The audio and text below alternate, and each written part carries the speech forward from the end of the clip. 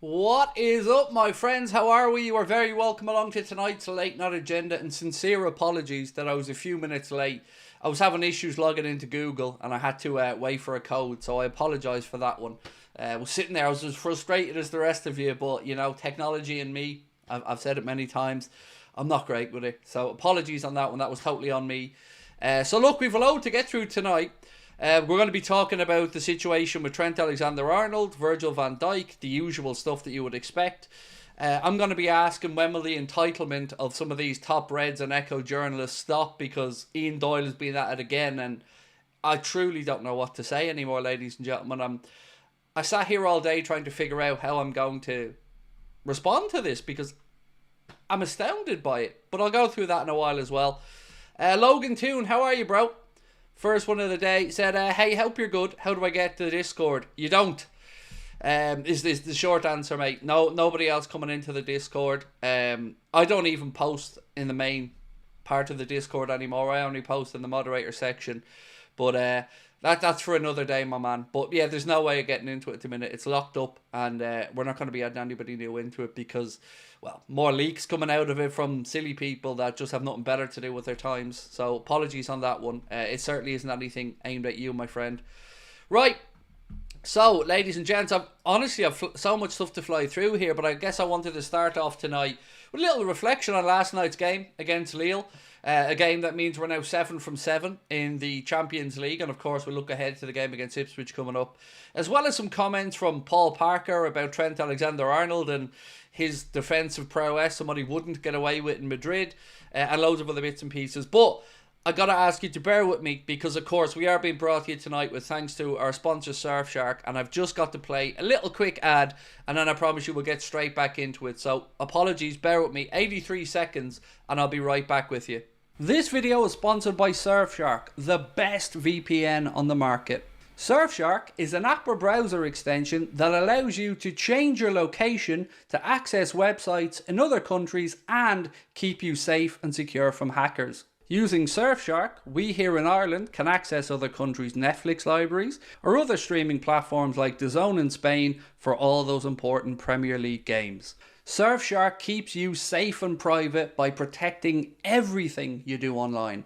Everything. When your device connects to the internet, all that information is, in a way, blurred out. Surfshark is particularly useful for keeping you safe from being hacked if you use public Wi-Fi. Let's say you're in a cafe, you're at college, you're out and about, they've got you covered. Surfshark allows you to use one subscription on unlimited devices, meaning you can share your account with friends or family or that neighbour who's a little bit cheap. On top of all of this, Surfshark offers a 30-day money-back guarantee. You can also upgrade to Surfshark One, which includes the VPN, an alert system for breaches related to your data, such as emails and credit cards, and an antivirus software for your desktop. Our sign-up offer gives you Surfshark VPN for a little over €2 a month. Simply scan the QR.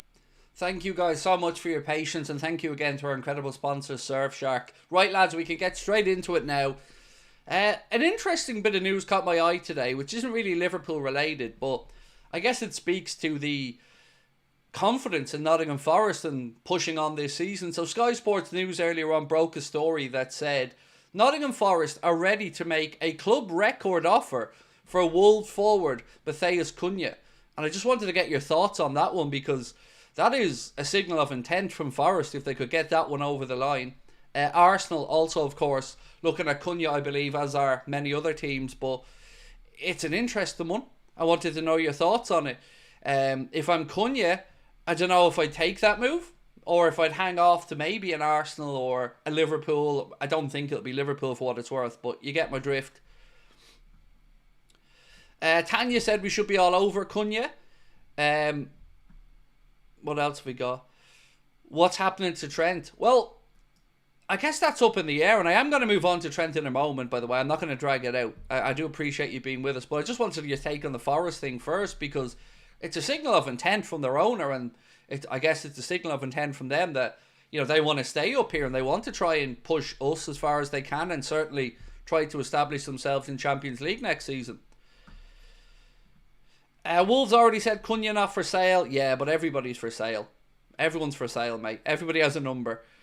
I don't know if they'll get to that number, of course, but, you know, anything is for sale. Right, so let's move on to the Trent stuff, because you're all very kind and I was late today, so I'm going to get straight into it. Let's start off with the post, or the information from Sasha Cavalieri that's been, I guess, posted and spoken about everywhere. And I wanted to get your interpretation of the last part of this post, so bear with me as I read this out. So it says, Sasha Cavalieri said that Trent Alexander-Arnold has turned down multiple or numerous contract extensions at Liverpool and hasn't got to the number that he wants. He goes on to say that it's a financial one that he wants. It's the financial one being the reason he hasn't signed on yet with Liverpool. But it's the last part of this that confuses me. So this piece reads, he added the 26-year-old has not yet agreed on a move to Madrid despite desire for him to be there. So he's pointing again to a landscape that looks like, in his opinion, Trent wants to go to Real Madrid. But it kind of leads me into a piece that I read from Paul Parker, former Manchester United player, said, if Trent thinks he can jog back at Real Madrid, the fans will be waving white handkerchiefs at him in no time.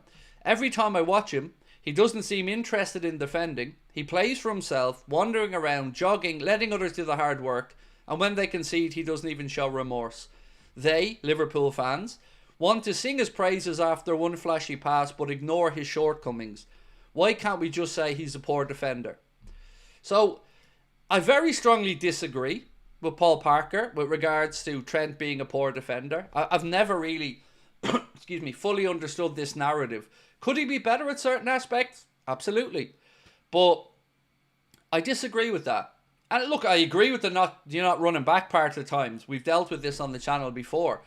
But I do think Trent cares when we concede. Sometimes, his body language isn't great. I'll be the first to admit that. But I would disagree on his level of defending. I think this season we've seen an improvement in Trent. And I've mentioned this many times. I've seen much of an improvement in his one-on-one defending. Even when Bradley was in yesterday against Lille, he was being asked to get forward and we were still vacating the space there. So I don't think that's necessarily a Trent issue. I think that's a system issue. But I do feel that the more this drags on, it's looking more and more likely to me that he goes to Madrid. But it's just an opinion. And I've said this all the way and I'll say it again. I don't know what's going on in his contract situation. But every day that we wake up and we read stories or we read links, there's not many positive ones out there, even from former Liverpool players. I've read a few today from Glenn Johnson, who, again, thinks Trent should maybe head to Madrid. Carragher and a few others think his head's probably already in Madrid. I don't know what to make of it, but I am a little bit surprised that the club haven't put a time frame. Or maybe they have. Hey, maybe they have. Maybe we just don't know about it, but a little bit surprised by that one. David Massett said, we don't really know what's going on with Trent, but if he doesn't want to sign, let him go this month and try to get Hakimi. I don't see a world where Trent goes this month. I think it would be stupid of us to do it this month. And I kind of agree with Gary Neville, and I don't say that very often, David, but I agree with Gary Neville when he spoke about the Real Madrid offer earlier this month being almost an insult to Liverpool, because that's definitely how I felt about it. But look, we just want to know what's happening. We just want to know what's happening.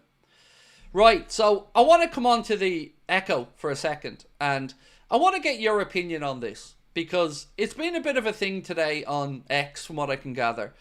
But Ian Doyle posted something that if I said it, I would get absolutely rinsed for, but I want to know what you think about it. So Ian Doyle posted on X, and if you don't know who Ian Doyle is, he's an Echo journalist, and he posted, in quotation marks, "You're not singing anymore." And then he said, "Chant the Liverpool fans who don't go to the game often." Now, let's just examine this for a sec. Ian Doyle, Echo journalist, says, you're not singing anymore. Chant the Liverpool fans who don't go into the game often, but are there at the game last night, having spent their hard-earned money.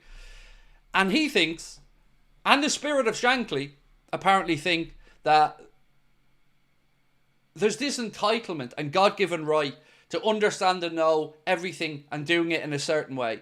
And look, I'll be the first one to say this club has a history and a tradition of fan culture, and it's a brilliant one. But the arrogance and entitlement needs to stop. Who the hell does he think he is? to say to other fans that you're not allowed to sing, you're not singing anymore. Because I personally have stood on the cop and heard them singing about John Terry's mother loving the Scouse appendage, shall we say, and many other songs. So this nonsense of we're better than you, they view us, it seems, as people who are only there to come in and flood the place with money, to pay for the hospitality tickets because we can't get other ones, and then they think they get to mock and ridicule us and everybody else. He's talking about fans who were at that game and paid their money to go there last night, and we're having a bit of back and forth. And him and then the spirit of Shankly come on and give you the clapping hands emoji. And these are the same people who protested before the 3-0 defeat to Atalanta, Jurgen's last European game at Anfield, and a cry arson about £2 that everybody has tried to be understanding of. And I've come on this channel and spoken about it before and said I understand where they're coming from. I agree wholeheartedly there should be a Scouse heartbeat there. But look, this whole thing sounds a lot to me like Animal Farm. All animals are equal, but some animals are more equal than others. And it's disgusting. And the belittling of other fans needs to stop from these arrogant, entitled clowns that think they get to speak on behalf of everybody. They want everything going their way. They want all the access to everything, all the tickets to everything. And we're supposed to go back in and just accept scraps off the table, pay over the odds for things, and be belittled by journalists covering the football club. That truly is disgusting for me. And I don't know where they get this arrogance and entitlement from, because it has to stop. The days of the club just being funded by locals going to games and stuff. In fact, any club needs to stop. It's over. You know, there should be a Scouse heartbeat there. I don't think anybody argues with that. There should be an education in certain parts of the terraces and stadium. But there's ways of going about it. And belittling fans by saying chanty Liverpool fans who don't go to the game often. And he also went in and said that anybody who comes in and thinks that FSG aren't spending enough money before are like Chelsea fans and Man City fans who want everything now. How did they get away with this? Because I was thrown under the bus for a lot less than that by Lynch. And now we have the journalists openly mocking fans, and that's cool. That's sound, is it? That's weird. It's weird. JACF 102 says, Spirit of Shankly, the biggest hypocrites in the fan base. Look, they've done some great work, and I don't know any of them personally, so I'm not here to have a fallout with the Spirit of Shankly. I'm just trying to stand up for the fans that are constantly being belittled. Because I know the Spirit of Shankly have done great work in the past. It's been spot on, especially around the Hicks and Gillette stuff. But you aren't better than other people. You don't get to look down your nose at the people that are paying their hard-earned money to make these trips, whether they're from other parts of England, Ireland, Wales, Scotland, Norway, America, Australia. It doesn't matter. This arrogance needs to stop, because all that they're doing is drawing a line between us and them that nobody else wants there. And they'll be the first one to talk about everybody, about the Liverpool way. Well, how is that you'll never walk alone, Doyle? How is that the Liverpool way? To belittle people, not try to educate them, not try to maybe make them aware of it. Just going straight in on them, the I'm better than you attitude. Well, you're not. Not by a long way. All you are is an arrogant, entitled arsehole. And that needs to stop. So I'll call it out. I'll speak up. Because apparently nobody else is going to. That's shocking. And if we wrote that the other way round, we'd be rinsed by everybody.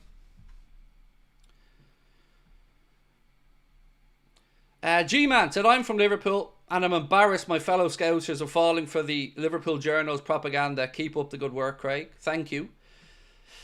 I'm just sick of it. I'm sick of people feeling like they're superior to other fans.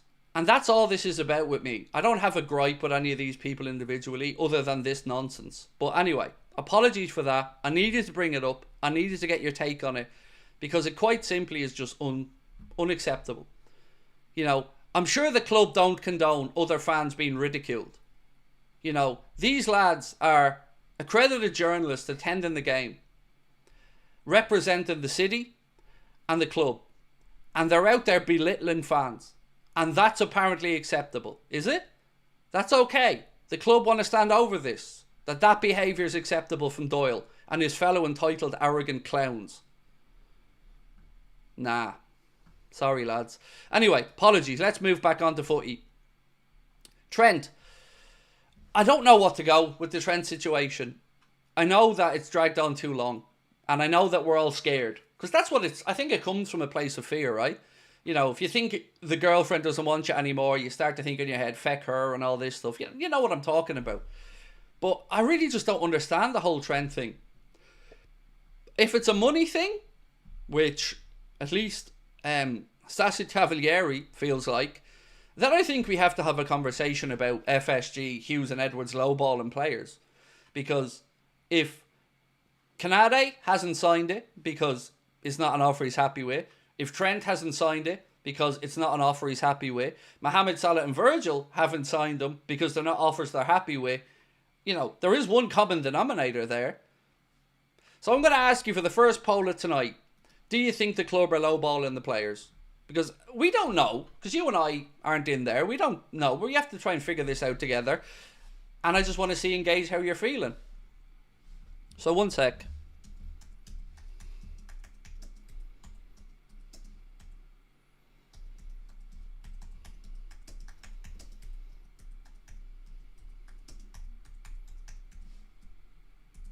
So, first question is, are the club lowballing the contract offers? And again, I want to see how we're feeling about it, because for not one of the boys to have signed it, you know, whether it's Ibu, whether it's Mohamed, whether it's Virgil, whether it's Trent, we know they all have an offer on the table. And we keep hearing lines like, their offer remains on the table.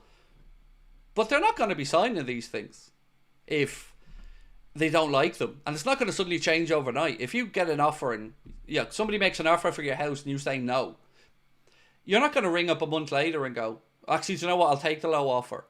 No, you value something at something, whether it's yourself, your career or whatever, and you want the number that you want. And if it's not getting there, there surely has to be some movement. Normally first offer's a low ball one, but it's not a first offer, Ryan. It's not. Remember, man, these conversations have been going on for a year or 9 months. So today, Chris Wood, close to agreeing a new contract with Nottingham Forest. Manchester United, Diallo, new deal. Pep Guardiola, City, new deal. Haaland, new deal. But our club seem to be unable to get these things done without fuss or drama. And there has to be a reason for that. You know, it's not on you or me to make these decisions. You know, we can have an opinion on it, of course, but can we talk about Chiesa and Harvey last night? Wow. Yes, please do, man. I thought Chiesa showed a determination in those first 10-15 minutes that the 10-15 minutes he was on, that showed he wants to be here and showed fight. So yeah, I was very impressed with both of them. Mohamed Salah was given the man of the match. I kind of disagree with that, to be honest with you. I thought Mo's goal was very well taken, but I thought his overall play was lacking at times. But I was very impressed with what you said, mate, Chiesa and Elliott. So, what's that? City have gone 1-0 up, people are saying in the chat. How mad is it, by the way, that we're seeing clubs there, Paris Saint-Germain, Manchester City, both playing to basically stay alive in the Champions League because they're so far down that league format. It's crazy. You know, hovering right around the knocked out positions. One of them will go up into it, one will drop down. It's mad. And I was watching most of the first half. They're two bang average sides. They really are. Watching Man City's like watching football by numbers. Mr. Deep Curry said, Chiesa reminded me so much of Mane, that will to win, that hunger. Yeah, he felt like he was somebody who wanted to prove a point, and he was coming on to prove a point. Would you rather we win the Champions League or the Prem, FA and EFL? The second one. Even just the Prem, mate. This season, I'm with Mo. You know, I'm normally a Champions League guy every year. That's the one I'd look for if you ask me start of the season, but there's something about the league this year that it just feels like it'll be very sweet if we win it, and Arsenal lose their minds. Because the amount of stuff I've read about Arsenal being the champions in waiting, I find funny. And do you know what else I find funny? And I'd love your take on this one. Everybody now is telling us that we've got the deepest squad and the best squad, right? I think we can all agree there's been lots of conversations between pundits, fans, media, about Liverpool having this super squad, the deepest one, the best one. It's funny how none of them were talking about that, though, in the summer, isn't it? When United were going to be ahead of us, they had a better midfield than us, Arsenal were going to walk to the league, or else it'll be Manchester City. I don't remember any of this stuff then. I find the whole thing hilarious. That all of a sudden, now that we're doing well, everybody's going, oh yeah, deepest squad, best squad, don't need anything, can't improve anything. It's weird.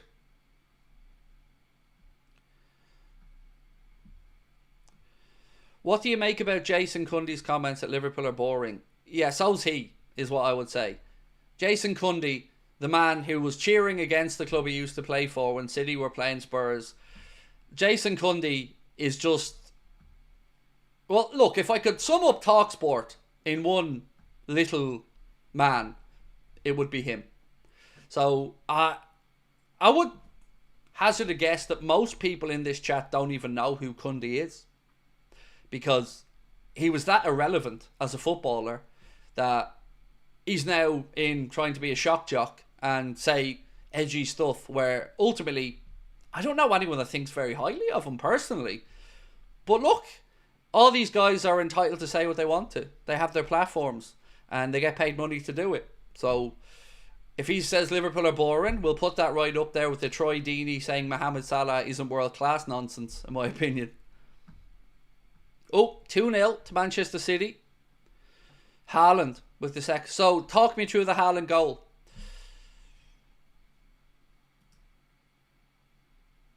Daniel, how are you, my friend? Said, I'm looking forward to having KERKEZ on board. He's a young, quick defender, can attack too. He scored 2 goals recently, and what goals, to be honest. I have to say, mate, I'm going to move on to speak about KERKEZ in a moment, because I do think we've got a little hint as to maybe whether that's happening or not. But exciting stuff. And I mentioned the other day when United were starting to look at Dorgu and some other options at left back, that perhaps this is a good sign that Liverpool are confident that they can get that deal done for the summer. Oh, was it tap in, was it? I got a mad odds on him outside the box. That's why I was trying. I had a free bet, I had a $5 free bet, and I threw it on him outside the box. I think it was like 26-1 or something. So I just said I'll chuck it on just in case. But thank you for clearing that one up.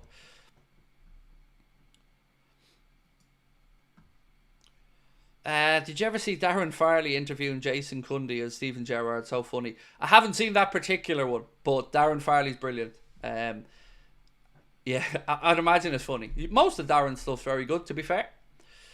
Stevie Boy said, in the worst case scenario, all 3 leave. Do the owners go out and spend the money? I think that adds to my fear, Stevie Boy. Because some people may feel yes, some people might feel no. What I feel would happen in that scenario, if the worst came to the worst, and for what it's worth, Stevie Boy, I don't think it will. No, I don't. I believe they'd go out there and bring in players that they think could eventually get there after some improvements from Arna over a season or 2. But that would be, again, us having to wait to evolve again and fill in some really, really, really big, important positions. So no, I don't have the faith that they would, mate. I believe they'd cheap it out. Oh, 2-1 now. Thank you for the updates, folks. Appreciate you. Dembele. Nice. Right, so the question that we've asked, if you're just joining us and you'd like to take part in the poll, is, are the club lowballing the contract offers? And the reason I asked the question was because we know Trent's rejected offers, multiple ones according to the report today. We know that there's offers on the table for Virgil and for Mohamed that haven't been signed. And we know that Canada himself has acknowledged that he's had an offer, but he hasn't signed it yet. So I'm wondering if they're lowballing. And it's particularly disgusting if they're lowballing the likes of Canada, by the way. who's only proven himself since he's come in. And I think as a future captain, potentially. I really do think that Ibu loves the club. I think he wants to be here. You can see PSG and others wanting to sign him. But he wants to be at Liverpool. And I think we should acknowledge that and tie him down for as long as possible, because he's absolutely sensational. Anthony King said it's all about lining their pockets. It's all about profit, said Q. Is it 08? 0895. Sorry, mate.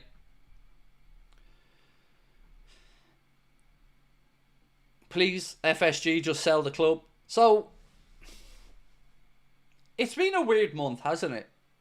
You know, there's been a lot of anxiety and frustration amongst Liverpool fans for different reasons. Some feeling uncomfortable that we're top of the league, but feel like it might unravel a bit. Others feeling like people like me that are maybe asking for a signing or two are being too greedy. And then others who just don't know what's going on but are a little bit confused by feeling the way that they do in a situation that we're in. Because on the face of it, a lot of these people are right. You know, we are top of the league. We're perfect in the Champions League, 7 from 7. And there's a lot to be happy about. But there's also a lot of uncertainty, right? And there's a lot of the unknown now with the contract situations. And it's going on and on and on.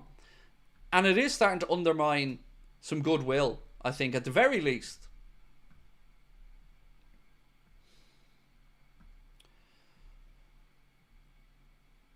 Maybe they decided to spend less on the club after Jurgen left, which is why they should sell. If they aren't ready to really go at it and be competitive, sell. Now look, a lot of people feel, rightly or wrongly, a lot of people feel that we will see some spending in the summer, some significant spending in the summer. And I guess the question there would be, what happens between now and then? You know, are we happy to roll the dice and see how this season finishes and then do that spending in the summer? And look, I can't tell you how to feel about that. That's your own question to answer. But for me, I feel it's a bit risky. And I feel like we've gone into this season acknowledging that we needed a player or two in a certain position, and nothing really has changed there over the course of the season for me, other than the left-back situation. Because going into this season, I wasn't expecting Robbo, his fall off, to be as much as it has been. I kind of be honest with you and say I've pretty much had my mind made up on Costas for a while, although I do think he has improved a bit under Arne. I'm still not happy enough that he's going to be the guy at left back, so I think we need to get that one sorted. But if it is KERKEZ and that one has to move on till the summer and that's the one they want, I'm okay with that. In all honesty, I am. It's just there's a lot of leaps of faith having to be taken here again in people outside of maybe Michael Edwards. Certainly with Richard Hughes. We don't understand enough about the man. We don't know enough about him. We haven't seen too many wins yet for Richard Hughes. And then you add in the contracts, and it just feels like all this potential goodwill that's been built up for Arnott and the boys could be undermined by stuff that's sort of out of their hands. Rick Maddock said this could be detrimental effect on our season if we don't get these contracts sorted very soon. FSG to blame. You simply can't have 4 players likely to reject contracts. Something stinks here. It does, mate. It does. You're right. Because it's easy for us to go in on the players individually, or for me to say, you know, Trent's being greedy or whatever, but I don't know what the offer is on the table for Trent. You know, if it was near that 300 grand one that was floating about, that's never really been confirmed properly. If it was near that and he rejected it, I think he's nuts. And I'd say that's a very fair offer. But again, I don't know. You don't know. But it's happening over and over again that these contracts are just left on the table and nobody's signing them.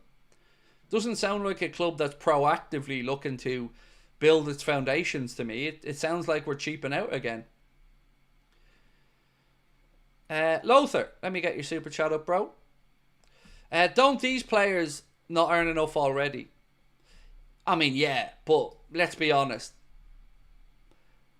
You're always going to want to maximise your earnings. And I have no problem with the players looking to maximise their earnings. My problem is with how long we're dragging this out. It's 2-2, is it? Oh my goodness. 2-2 in the PSG City game.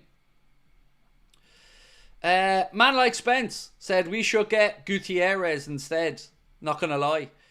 Don't know much about him, mate, to be honest with you.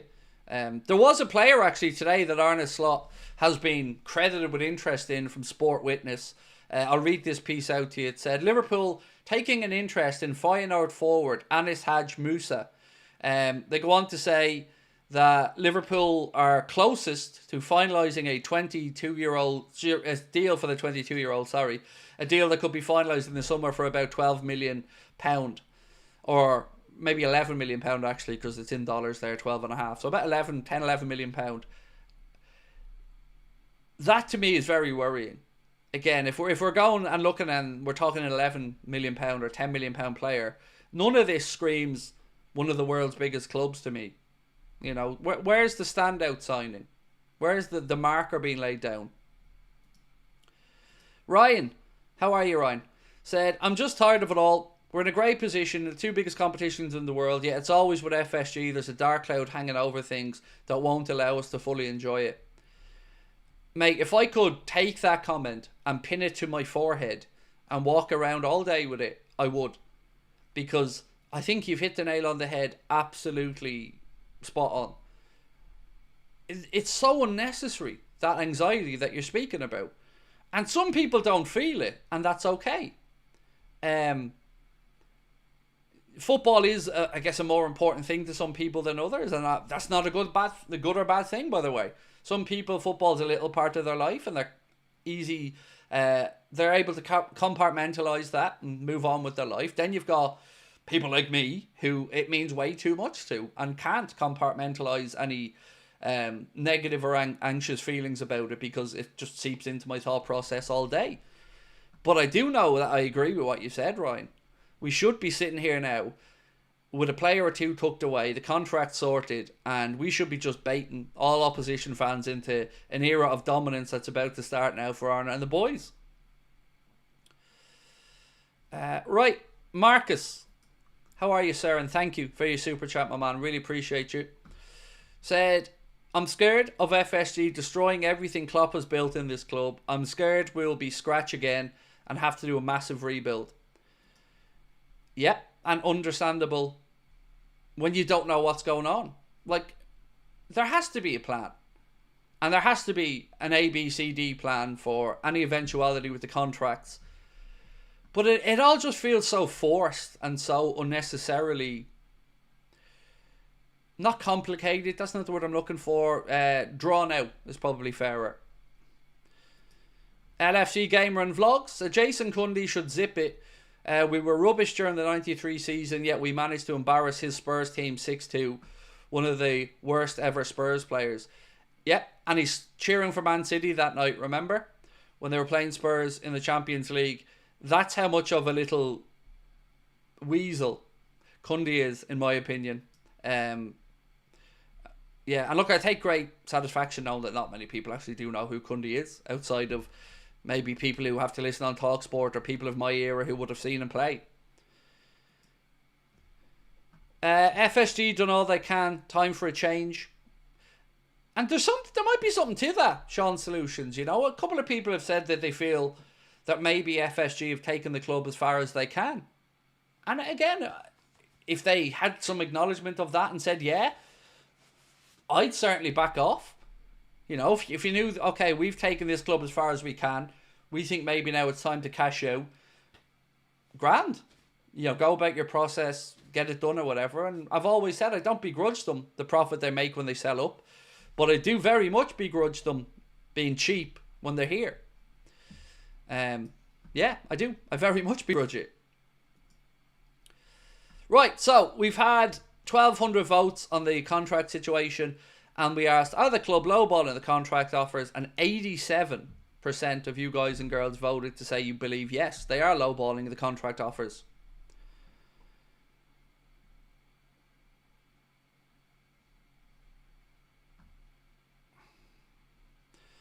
Yeah, I'm sorry, Taylor.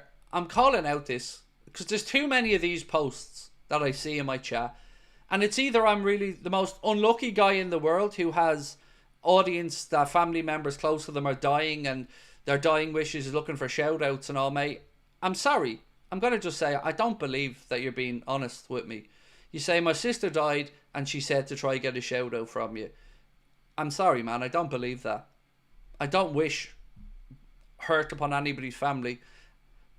But I'm not having that. You're just trying to bait me. And I'm sorry, because it's a horrible thing for me to try and sit here and say. But come on now. I'm not that important in anybody's life for anybody to say that. So I don't believe you. I'm sorry. First time I've ever said it, but I don't believe you.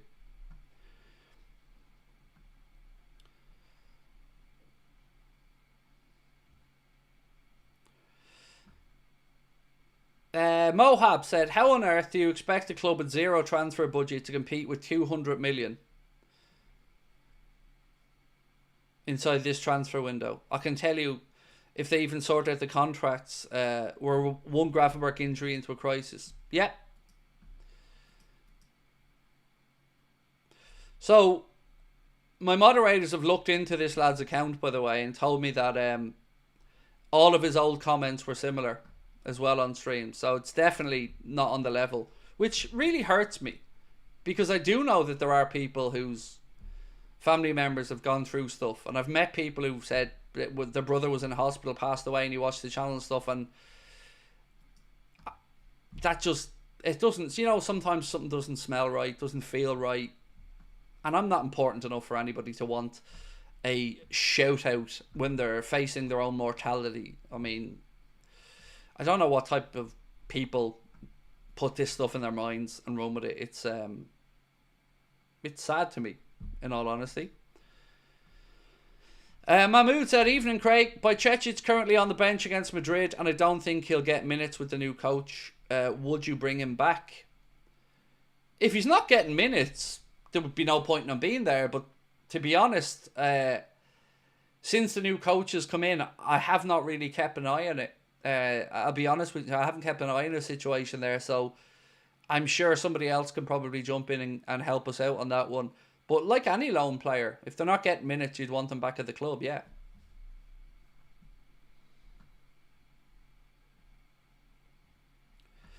Hey Craig, the spider I just caught moved outside and asked for a shout out. That's defo real though, Mike, you know? Shout out to Spider. I hope he's an 8-legged spider, Mike. You know, you weren't pulling those legs off him, were you?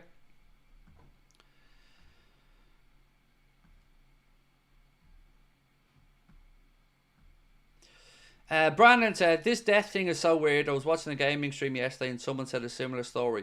Do you know what gets me about it though, Brandon, is it undermines the people who are actually going through some really difficult times and have genuinely got ill family members, or who come in to feel part of a community and, you know, maybe just turn their mind off for a little while they're going through difficult stages in life or with their family.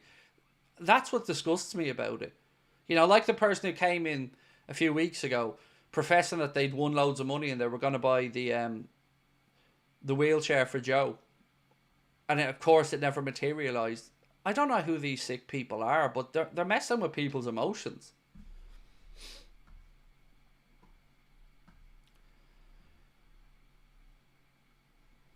I'll go back over the Trent contract stuff in a minute, folks. Don't worry. I'm not going to leave you all hanging. I just have a few other bits I want to go through.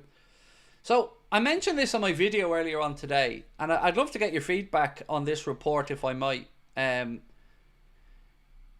It says, I think I got this from Liverpool.com. Apologies if it's not from there. But it said, Liverpool best place for incredible Isak transfer. Liverpool is among the most persistent suitors of Newcastle star Alexander Isak and is the side best positioned to agree a deal in the future. That's according to Football Transfers. The report claims that Newcastle's even looking into a deal for Victor Gyökeres of Sporting amid fears that they could lose Isak. Thoughts? Would you agree Liverpool are best positioned or best suited to get that deal done for Isak? Because it feels a bit weird to me. Sorry, my YouTube chat crashed again. YouTube needs to get a grip on this. This is happening way too often with the chat crashing. So apologies, I just had to refresh to bring it back up.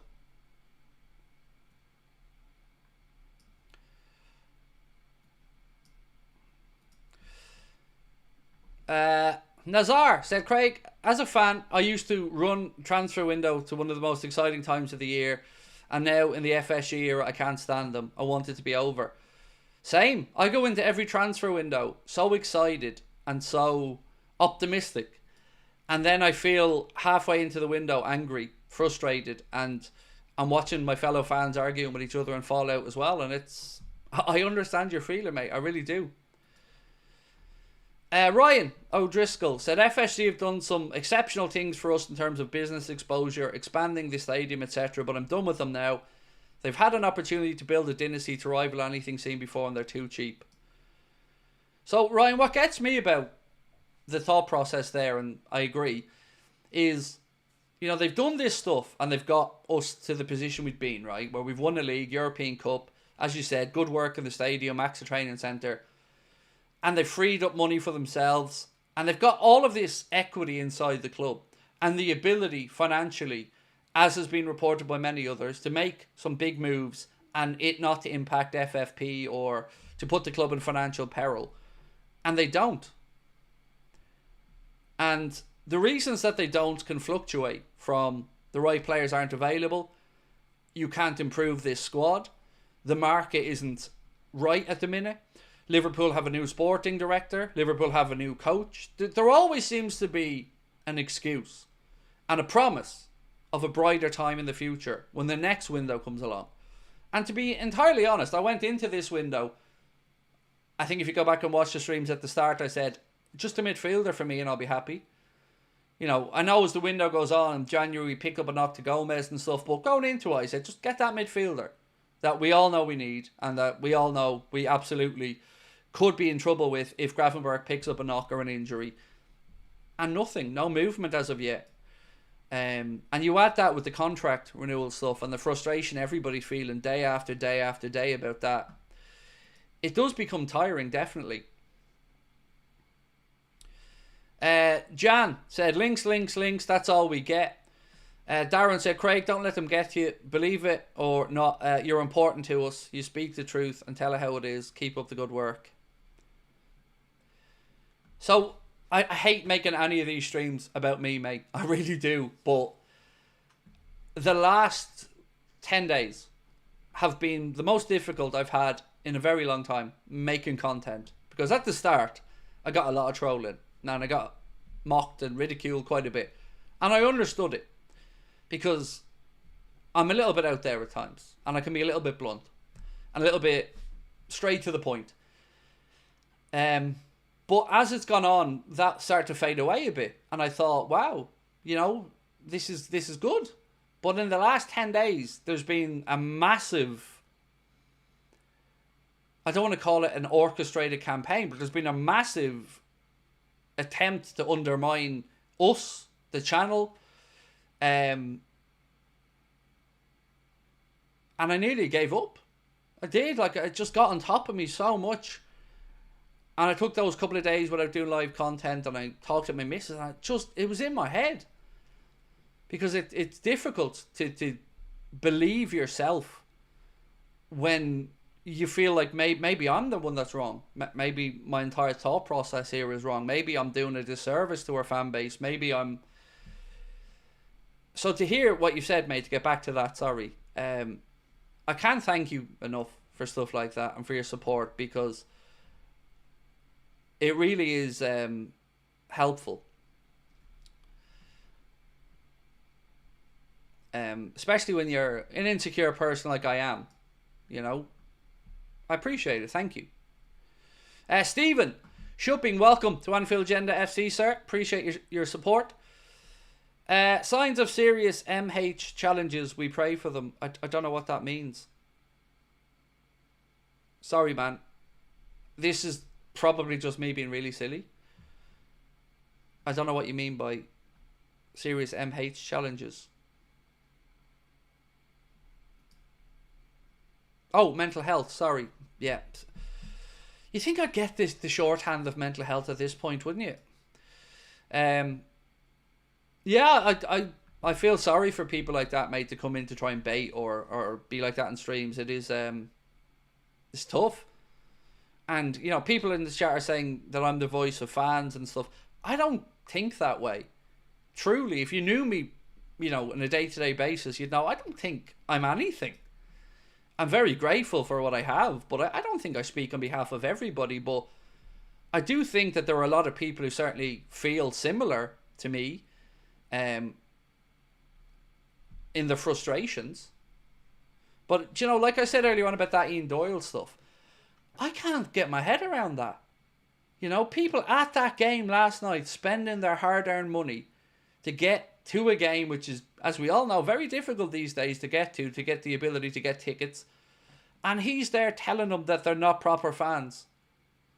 And saying that they're singing something and that shows they clearly don't go to the game often. Like, that level of arrogance, and the spirit of Shankly, clappy hands emoji, all this, it is shocking. Like, who the fuck do these people think they are? Because if it was the other way around and they were getting belittled by opposition clubs fans, we'd all be up in arms about it, and rightly so. But they're doing it to our own supporters. Craig, pay the hate zero attention. You rock and make my day every day. Getting to see your streams and listening to your knowledge. Don't give up. And we must re-sign Mo and VVD at all costs. So, I love the club dearly, Stephen. And football has been way too big a part of my life from day one. So much so that I fell out with my in-laws. And my very first time, not meeting them, but going out for a meal with them, because Liverpool were in a cup final at the time.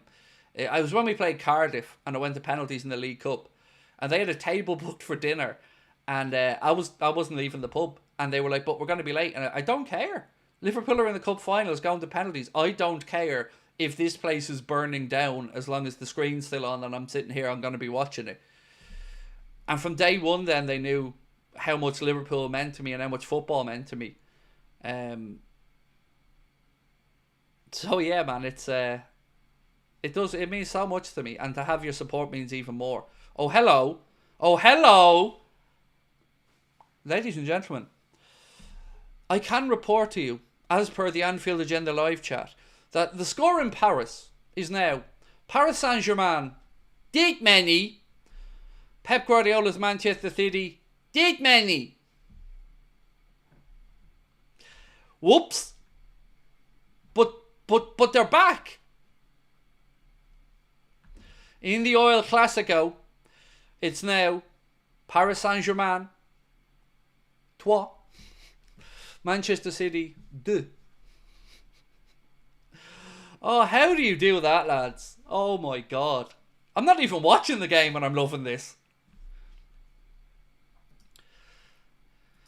Brilliant. Thank you for the updates. Brilliant. Adam said, the world is a shit place. All you can do is hold your head up and ignore the haters. We love your content and appreciate what you do for us, mate. Absolute legend. You're all legends. Because I love the banter, like. Do you know what I mean? I'm reading some of your comments now. And I'm I want to burst out loud. Like, some of the comments. Pep Hag was one of the ones I just seen. Like, it's brilliant. Yeah. So, and a couple of people. Have you never heard the Oil Classico before? No? That's not mine, to be honest with you. Somebody else came up with that one. Stay humble. Yeah, LFC Spectre, man. Stay humble. Absolutely. How long's left in the game, by the way? That's brilliant. How do you go 2-0 up away from home in Europe and then capitulate that badly? Somebody needs to put a pair of gloves on Pep quickly before he gets into that dressing room. Big pair of oven mitts on Pep's hands, real quick. So there's about 10-12 minutes left. Yeah, we can't be letting Pep loose. Check his nails, cut his nails a little bit, and put a pair of oven gloves on him before he gets into that dressing room.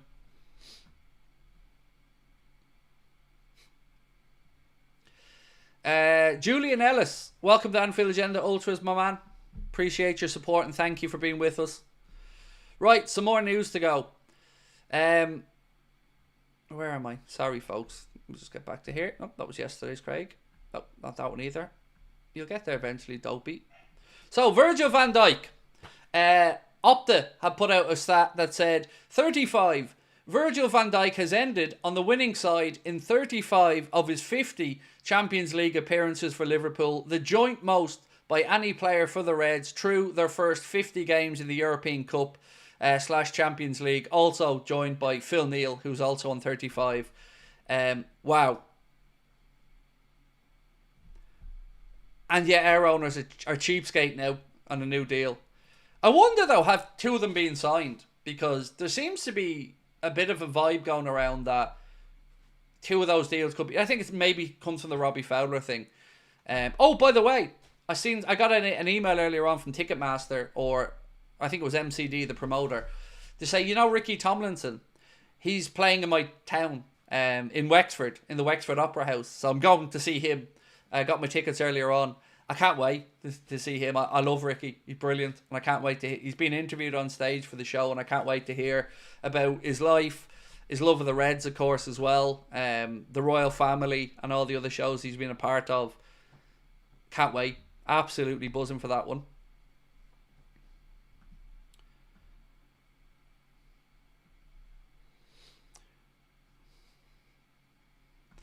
We can also report, and has been widely reported, that FSG are not going to be in for the Boston Celtics. So, saying 4-2, but it's offside. So, still 3-2. Yeah, so they are going to be in for the Celtics by the looks of it. And I just wonder, was that because the price tag's too much? You know, because they bought us for a bargain and did well to build up the value of us and whatnot. But, interesting one. What's this one? Ah, cool. Thank you, Mark, for the messages, mate. Jacko Venter, welcome to Anfield Agenda FC. Appreciate you. Right, so I want to get into the KERKEZ stuff because I haven't really spoken much about it tonight, and people have been very patient throughout the stream. So let's get into a little bit of this stuff. Where to start off? Let's go with Dominic Szoboszlai about it. So Dominic Szoboszlai was asked who's his best friend in the Premier League, and he said, I would take the left back from Bournemouth, Milos Kirz. Excuse me, Hungarians, for my awful pronunciation there. You know, I apologise. But I don't know. I don't know that KERKEZ is coming to Liverpool. I don't know that. But I believe it. I do. I believe he'll be a Liverpool player because, you know, he's too good to stay at Bournemouth, quite frankly. And I do think that Agent Dom can get in his ear. And credit anything Liverpool, by the way, for that post. But I want to ask how you think about it.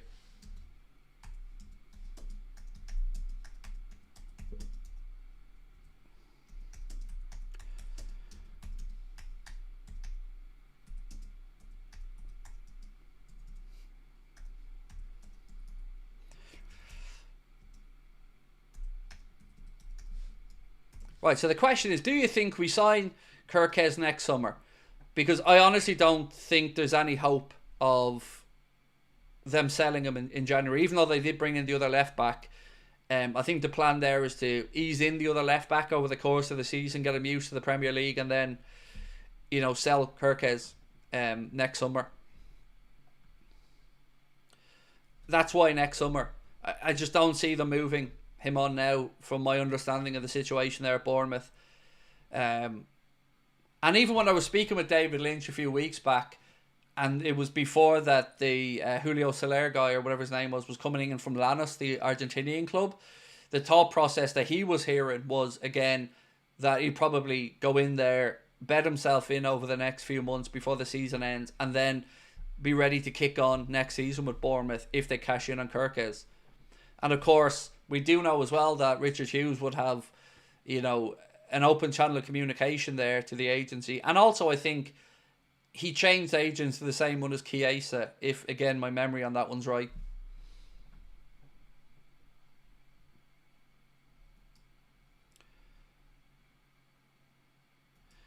Does it really, Phil? That's brilliant. I do love when somebody gets in there and hacks the Wikipedia stuff. Can somebody check for me if that's true? Because I can't move off my screen right now, but that's hilarious if it is. Right, where's this one? Glenn Johnson. I want to read out a little bit from former Liverpool player Glenn Johnson. Speaking about Trent Alexander-Arnold, he said, "I don't think Liverpool will be confident that they can tie Trent down. The longer it goes on, the unlikelier it looks. They have an awful lot going in their favour, of course. They might win the league. Trent's a local lad. That said, let's face it, every team out there wants to sign Trent on a free.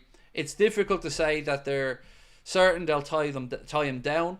The alternative would be for him to join Real Madrid for free as the only suitor to have expressed interest today." He goes on to say, "I can't see Liverpool being able to do much to sway his decision that they haven't already done. I don't think the captaincy is something that holds as much weight as before. All players are captains now on the pitch. It's down to how much he wants to stay and whether he wants to move on in the next stage of his career. If there was the exact same contract in front of him from both Real Madrid and Liverpool, then it's really a case of what the player wants. Trent is a super professional. I don't think he'll see any effect on the pitch, but the prospect of a move to Madrid will be going through his head. Naturally, you want to play for these giants, and when they come calling, it's going to get your attention." So the frustrating part about all of that for me is he gets the retention when he's free. Now, I understand that to Trent or any player, that might be an important thing, right? But I think to us fans it is.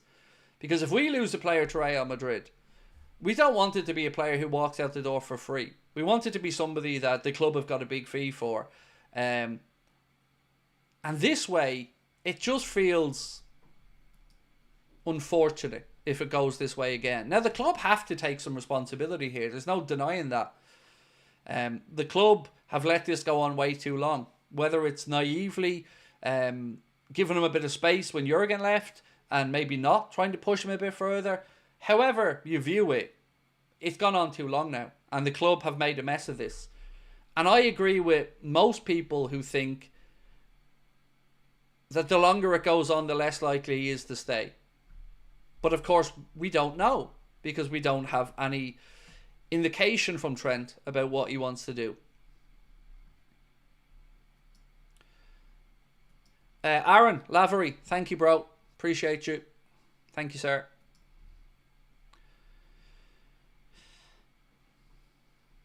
What was the KERKEZ hint? It was Dominic Szoboszlai saying that he's his best mate in the Prem, let's say. And then there was the KERKEZ picture about I'll do my talking on the pitch. And there's just been a few little hints and bits and pieces.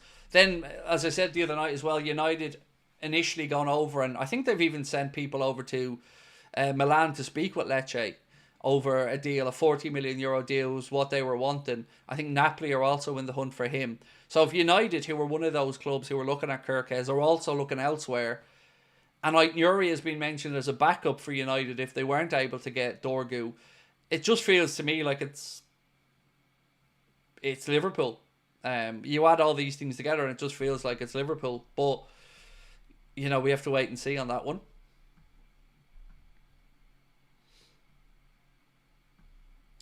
Can we have an Onana emoji? No. God, no. No Onana emojis. So again, you're not singing anymore.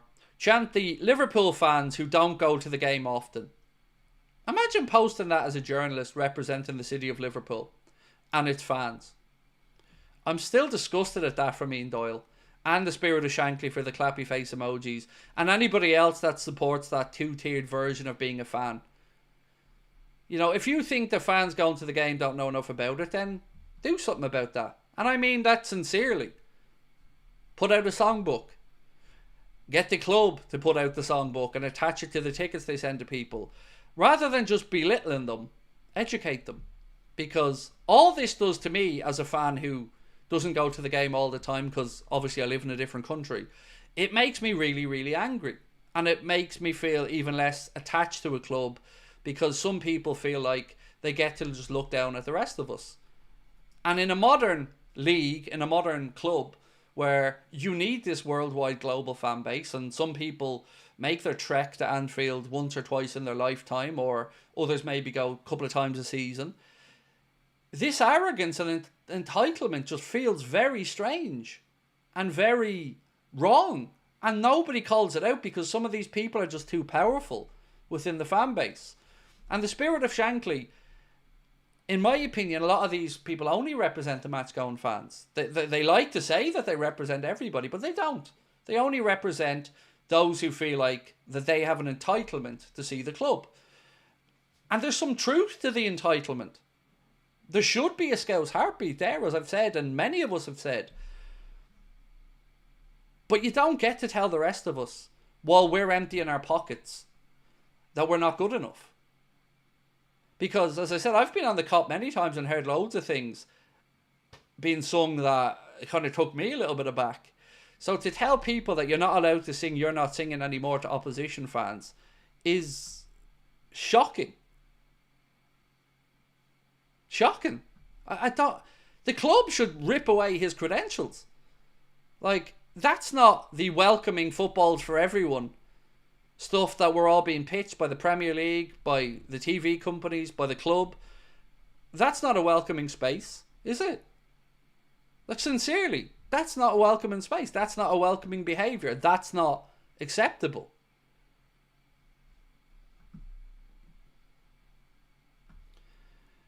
And Spirit of Shankly, on top of it, all of them, please just stop it. Like, I'm not going to start swearing and going in on people because that's exactly what they expect of me. But this crap needs to be called out. You don't have an entitlement to do anything because you fell out of your mother's vagina in a Liverpool postcode. Those days are gone. Because you need the money from everybody else for the club to be what they are. You need the money from me and Americans and Canadians and others who go over every now and again. You need that money. You need the TV revenues. You need the shirt sales. You need the travel into the city. All happy for the hotels to be full. All happy for the money to be pumped into the city. But if they can't get to every game they want to go to, all of a sudden now it's let's pick a fight with everybody else and let's look down our noses at them.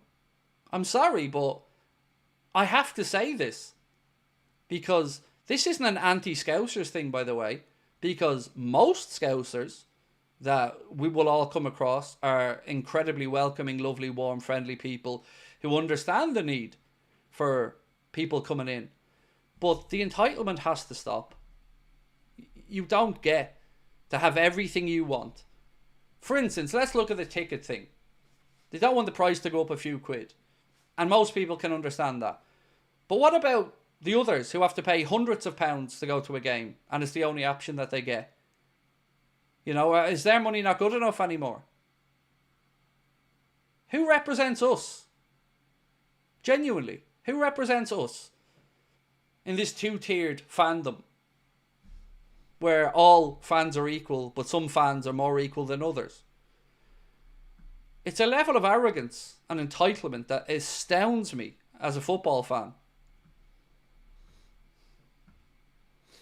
And by the way, people are saying the echo doesn't speak for us Scousers, but the Spirit of Shankly speak for the fan base quite a bit, and they're backing this.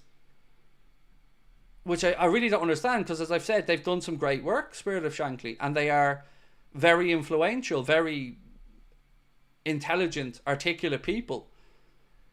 But there is this group, and I find it with the Liverpool-based content creators as well, to be honest with you, from my side, is like, they don't want me near them because, you know, I'm not one of them. And I've battled about this for years.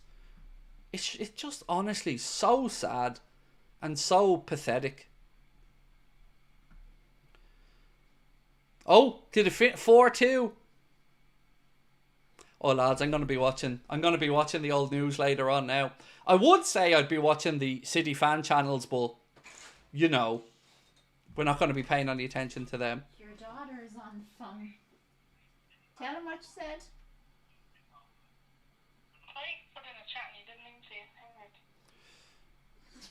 Well, I tell you what, Circa, send the super chat then, you cheap little clown. Come on, my daughter's saying she put in a chat and I didn't see it. Spend money. I know you have it. And Man City are losing 4-2 here after being 2-0 up, Sabrina, against Paris in a must-win game. Must win. 2-0 up, and now they're losing 4-2. That's a tremendous effort. In the Oil Classico. The oil? Yeah, PSG. Owned by Qatar, Man City. Owned by Abu Dhabi. Yeah. Here it is. You're making your own child pay money. Yeah. Yeah.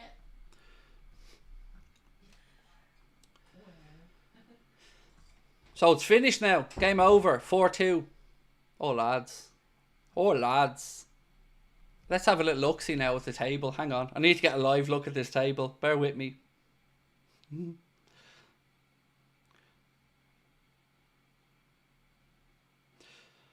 Ladies and gentlemen, right now as I sit here, Manchester City are in 25th position,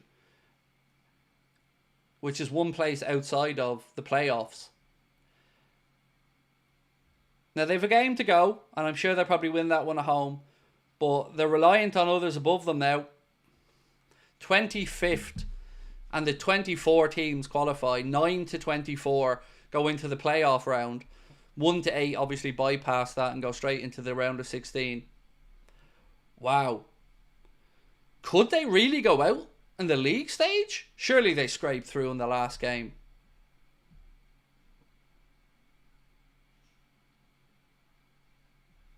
Wow.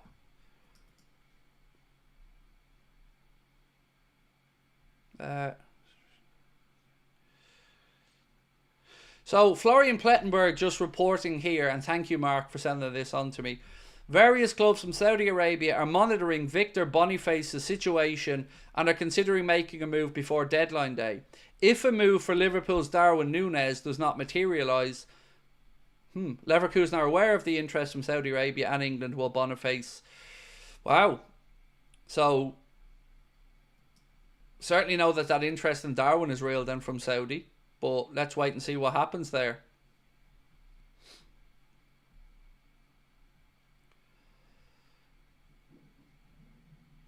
So City have Brugge next. They should beat them, but they're no mugs. But will 11 get them up? If they get 11 points? It really, like... I'll be honest with you, I didn't expect anything other than a City win. I thought after them getting Haaland nailed down, after them signing up some new players, who granted can't play in that, I thought they'd go over there, and especially when they got themselves into a 2-0 lead. I thought it was nothing but a City win at that point. So that's genuinely shocking. Rio Ferdinand reckons City are favourites. Yeah, Rio Ferdinand, come on now. You know, I don't want to be getting angry again, but Ferdinand reckons City are favourites. Neville reckons Arsenal are favourites. And yet we're the ones sailing away at the top of the league. So, yeah, I'll just stick to keeping an eye on what we're doing and ignoring those boys.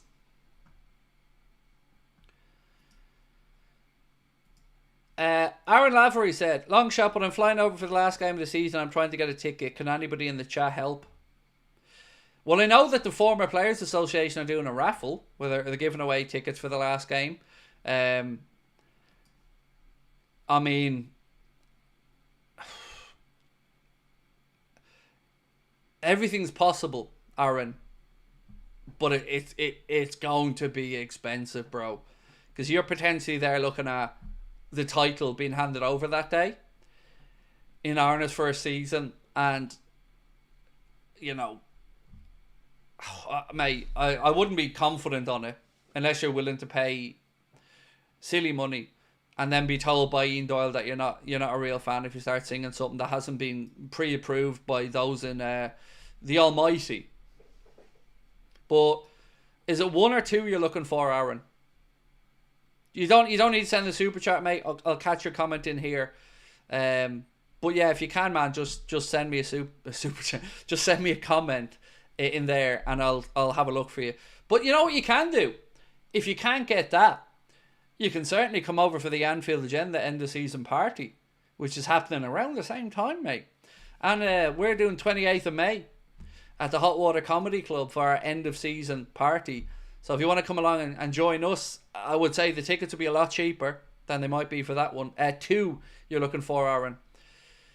1 maybe, you know, you might get an odd one or somebody couldn't go, but 2, it's going to be difficult, man.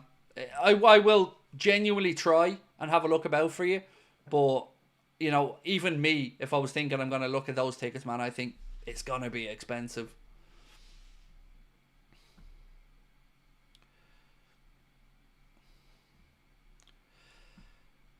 So is Man City out of the Champions League now? No, not yet, Dark Ruby. There's one game to go. I think, are all the games finished now? They must be finished, are they? Let's have a look at the results and see if they're all done. No, there's a couple still going on. AC Milan still going on. But fine, or that one's going to be straightforward. Milan are 1-0 up. So let's have a look. As of right now, City are 25th. And 24 gets you in. So if they won their last game, they probably will get there. But it's going to be a nervy night at the Etihad.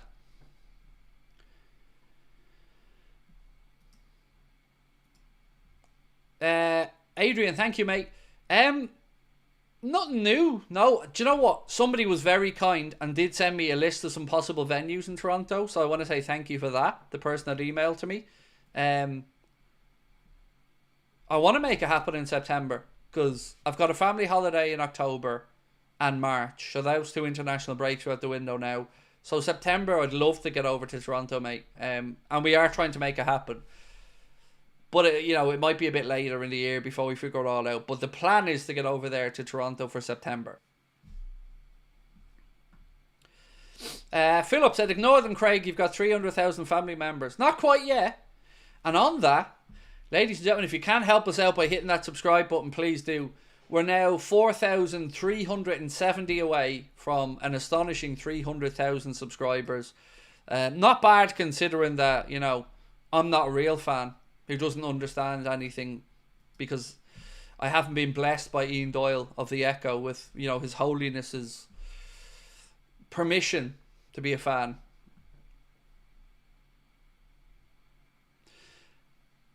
Come to Vancouver, mate. The West Coast is the best coast. The reason we want to go to Toronto is twofold. One, obviously we know there'll be lots of Reds there, but two, my wife has family in Toronto, so we could, kill 2 birds with 1 stone, go over, do the show, and then be able to visit family members around there as well that my wife hasn't seen for quite a while.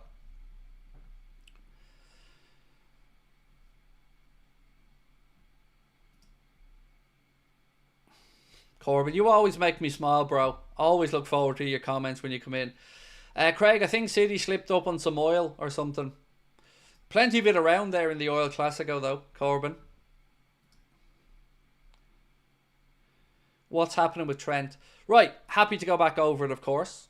Let me just get my notes open here. So, there's been lots of stuff coming out today from a piece from Sasha Taglieri. And the gist of it is that he says that Trent Alexander-Arnold has rejected numerous contract offers from Liverpool, with the issue being a financial one. So obviously he's not happy with the numbers on offer. He added that the 26-year-old hasn't agreed to move to Madrid yet, despite of his desire of moving there. So, it isn't gospel. I'm not saying Sasha Taglieri is absolutely on the money with Trent wanting to go to Madrid. But, if you add that into so many of the other comments around this, it feels like, I'm nervy about it. I can't lie.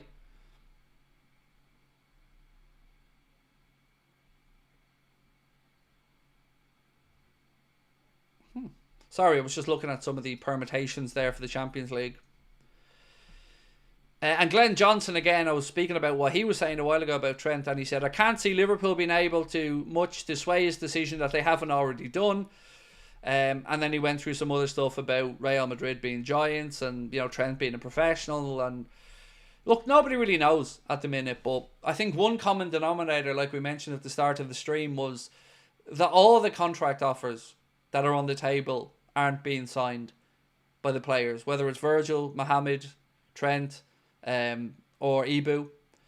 None of them being signed. So we asked the question at the start of the stream, do we think the club are lowballing in the contract offers? And overwhelmingly the answer was yes.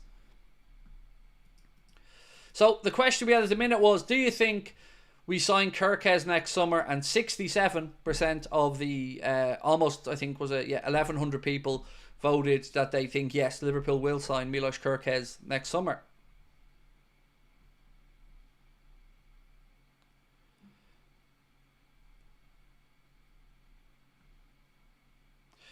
Harold Barton said, I don't know anyone who buys the Echo in Liverpool anymore because it's printed in Manchester. Oh, I know it's printed in Manchester, mate. But I expect it from Doyle and those lads, to be honest with you, because, you know, they've got form for looking down their nose of other fans.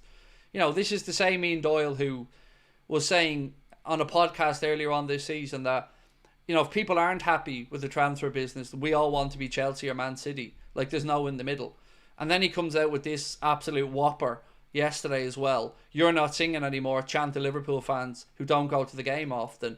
And that then went into a little section where, you know, the spirit of Shankly were putting clappy hands emojis in and stuff. And when did it become okay to just mock your fellow fans?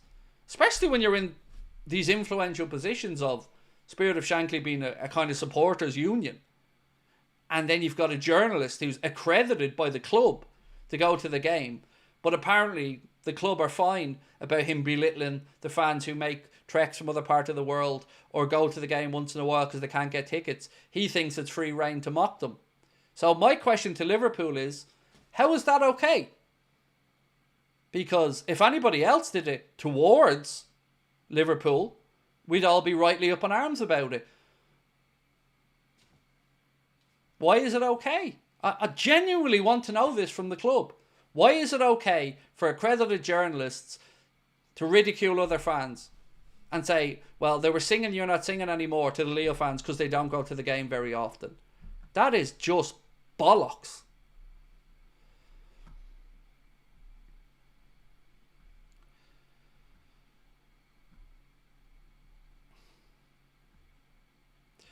Did he actually reject, as the title says? Yes. Yes. Again, reports today from Sasha Cavalieri and a couple of other journalists out there have ran with the story as well to say that Trent has rejected numerous offers from Liverpool. Now, I don't think it's just Trent, to be honest, because we know that Ibu also. So this isn't us trying to have a go at Trent. This is more me actually saying the club are lowballing these guys, even at this late stage. Now look, if the club have a number and let's say I'm Michael Edwards and I say, right, 250 is the number for Trent, and I put that offer on the table for Trent, you can't leave that offer there forever. At some point, there does have to be a decision. You do have to draw a line and go, we need an answer by X or Y. And if you're not going to improve that offer, you know, I don't think many people belatedly accept a lower offer after initially refusing it. So it's confusing. And I don't know how they're letting it drag on this long. Gary Evans said, Spirit of Shankly are quite happy to take overseas membership money. And again, they've done some great stuff. And this wasn't meant to be me having a dig at Spirit of Shankly or anything. I'm just sick of this two-tiered nonsense. And I'm sick of it not being called out. Because to me it's, I won't call it intimidation, but it's certainly belittling of fans who can't go all the time. Well, yeah, some fans don't live in the city. Some fans can't get tickets to every game. Some fans will never have the opportunity to buy a season ticket. And some fans, like me, have to pay over the odds to go to a game and pay £390 to the football club for a ticket directly. And, you know, Doyle thinks that that's worth belittling. I don't get it. And he has form for it. And I've called it out before. And David Lynch stopped working with me because I said something about Paul Gorst. And I said, who do they represent? But apparently, my behaviour saying that's unacceptable, but this stuff's okay, it's fucking nonsense. And Diaz rejected an offer as well, said Naturalist. Yes, mate, I completely forgot about that. So now we're in a situation where we believe as fans that Diaz, Trent, Mo, Virgil and Ibu all have offers there that they don't want to sign. Now, I think there's one thing we can say about that is the common denominator is they must be lower than these guys hoped for. I'm not saying who's in the right and who's in the wrong here because we don't have the numbers and we don't know how big the gap is between expectations and offers. But I still don't understand why we're never able to get these deals done. Another club are out there. Chris Wood about to sign a new deal with Forest. Diallo signing one at United even though they're absolutely broke. Haaland at Manchester City. Guardiola at Manchester City. 4 new signings at Manchester City with 115 charges over their head. And we can't get basic contract extensions done in a year.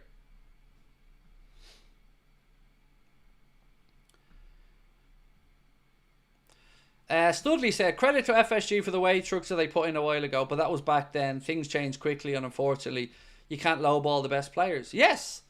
Like, if we're to acknowledge, Studley, that Mohamed Salah is up there as one of the best players in the world at the minute and a genuine Ballon d'Or contender, doesn't he have the right to be paid potential best player in the world money? If we acknowledge that the club shit the bed with Trent and let it go too long, he's probably in his rights to say, well, I have this much of an offer from here. Make me feel like you want me to stay. And that hasn't happened. And Virgil hasn't happened. And Canade hasn't happened. And Diaz, who's already on low money, hasn't happened. Why? Because we aren't hard up for money.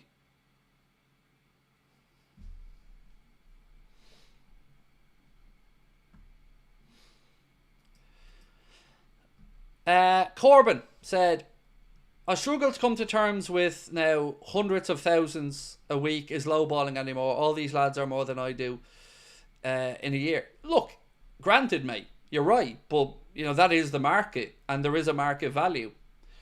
And again, what I would say, Corbyn, is I don't have any problem if Liverpool don't think these guys are worth the money. I have a problem with them not acting that way and making it move. If you don't think they're worth the money, then say it. Say to these guys, we think this is the offer. This is the best offer we have.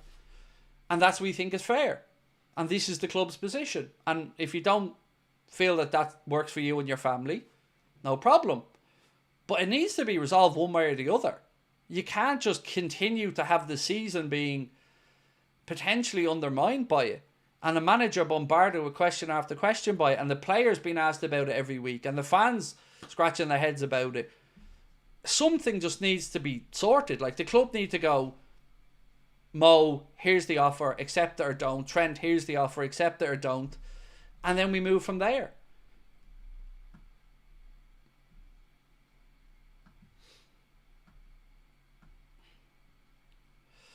How do you do? They said this is the same conversation every night. Just fed up with it now. Well, I can't change that, mate. And if you're unhappy with how I'm presenting the show or anything like that, I get it, man. That's on you. But it's not a conversation we want to be having every night. But it's how the fans feel.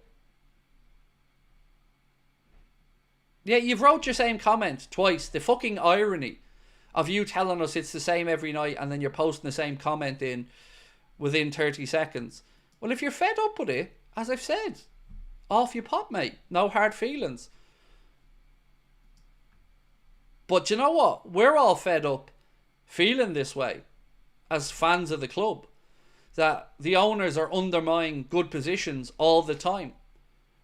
Because last year we could have won the league and some trophies, and we didn't. And other seasons where we've needed midfielders and centre-backs, and they weren't got, but cheap options that were never going to work were brought in. So we're all fed up of dealing with it. We want to be enjoying life as Liverpool fans and knowing that we're standing on other clubs' necks and not giving them any encouragement to build up their squads. And this is going to be an era of Liverpool dominance. So if you're happy with the status quo, sincerely, be you. But don't come into a show that you know is going to be somebody who's unhappy with the situation and then bitch and moan about it. There's plenty of other channels out there for you to watch. Plenty of other podcasts for you to listen to.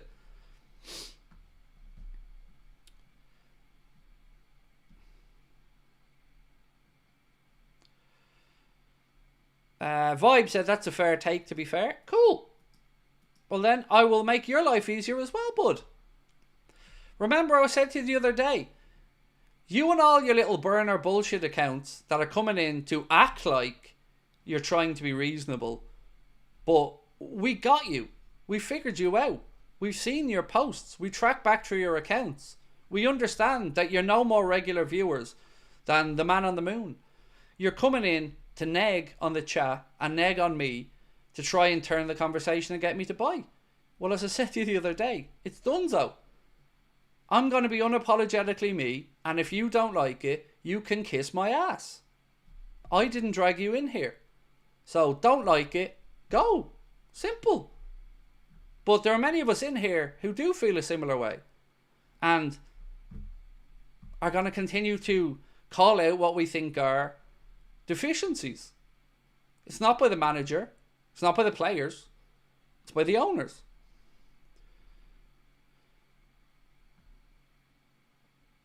And I'm fed up feeling like I need to apologise for being me.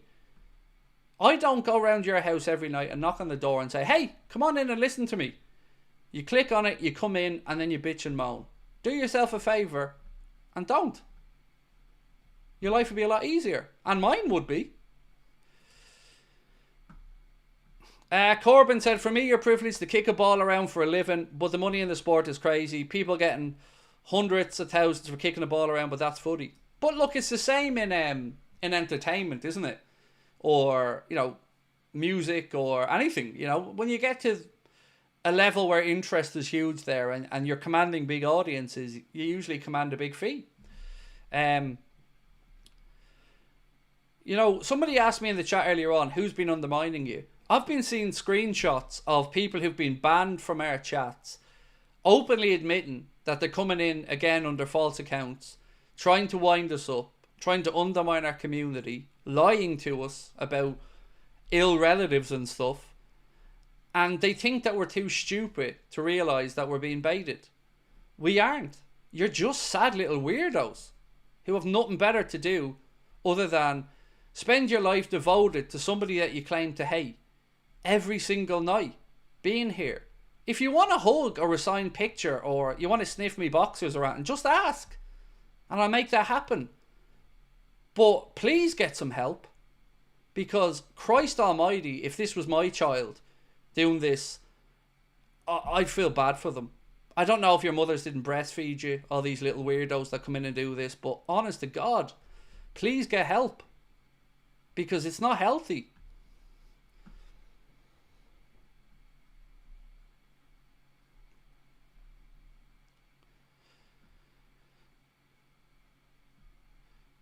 Watch, as soon as the window closes, we get the contracts done.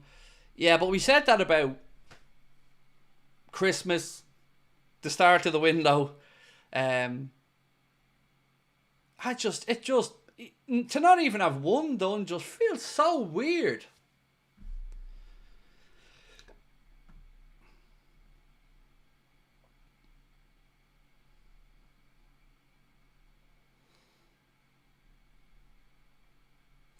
Adrian said, Craig, rewatched the Salah goal celebration last night.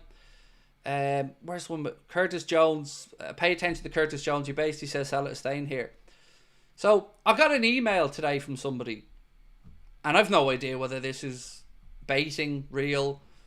I won't say their name because everyone deserves their privacy. But the email was saying that they'd heard something about Salah buying a new house and looking for insurance on their house. And their point was that, you know, wouldn't do that if he was leaving. And for what it's worth, although I don't know this to be a fact, I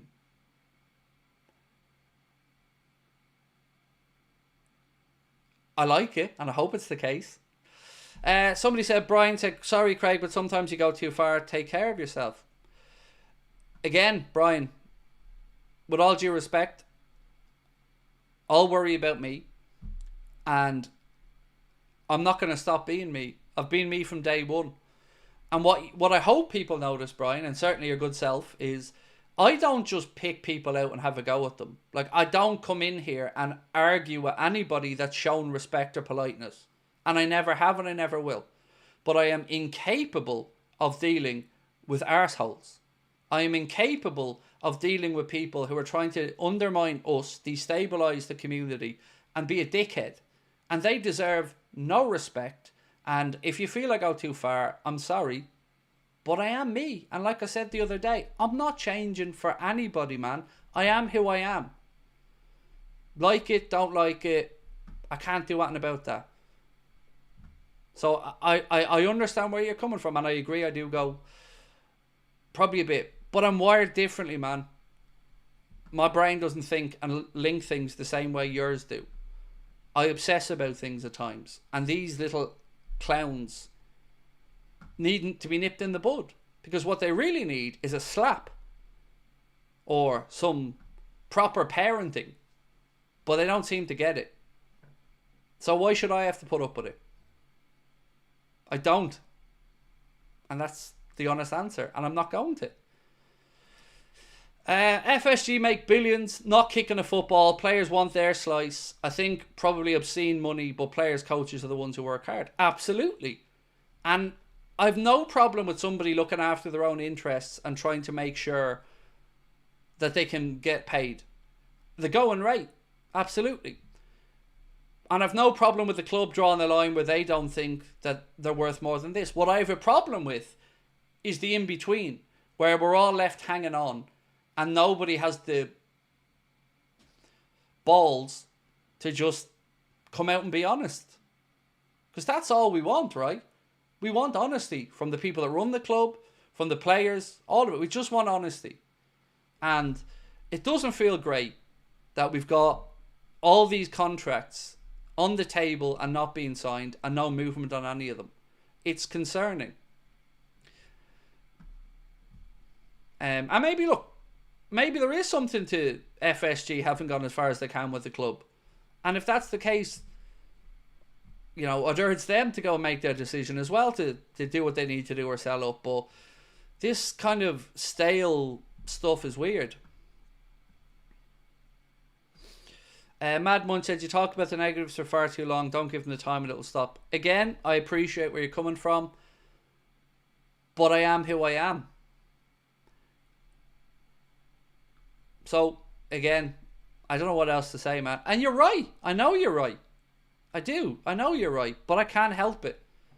I am who I am. And I'm somebody who is argumentative and stands my position. But I do know there's some truth to what you're saying. And I can tell you that I am trying. But it's tough. Because you don't, you know, sit on my side of this and see what I get day to day. And the emails I've gotten. And, you know, you don't see what my family's had to go through and stuff. So sometimes I am in a heightened state of emotion when I come in. But I take your point on board.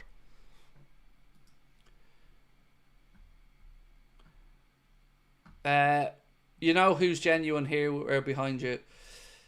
I just can only say I'm not going to change. So if anybody does feel like I'm not for them, that's cool. But I ain't changing. Because I don't know how to. Because I'm wired this way.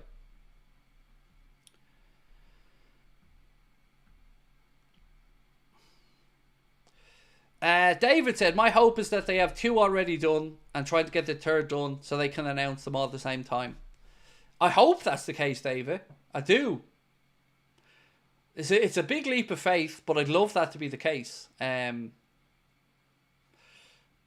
again, just give us some positivity because we'd love some. Yeah, you know, if 2 are done, I didn't understand the rationale behind Robbie's thought process that if 2 are done, maybe they don't want to announce it because they don't want to put pressure on the 3rd one. I think the opposite, to be honest with you. I'd want to put all the pressure on the 3rd one to go, look, these 2 lads have been done.